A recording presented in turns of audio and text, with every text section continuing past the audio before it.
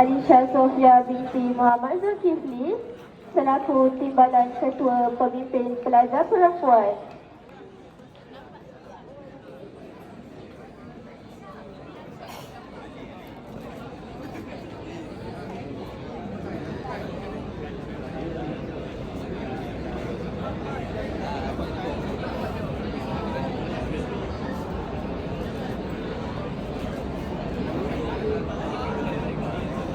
Syed Riyad Mizzarsha bin Syed Shahruddin selaku Timbalan Ketua Pemimpin Pelajar Lelaki.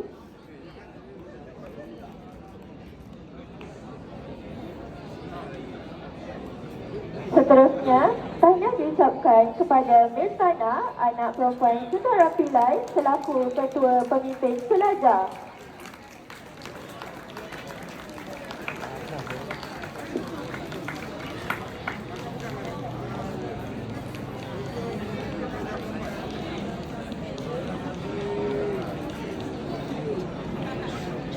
Dan seterusnya, tahniah diucapkan kepada Muhammad Syakir Izani bin Muhammad Syahir selaku Ketua Pemimpin Pelajar Lelaki merangkap Ketua Pelajar bagi tahun 2025.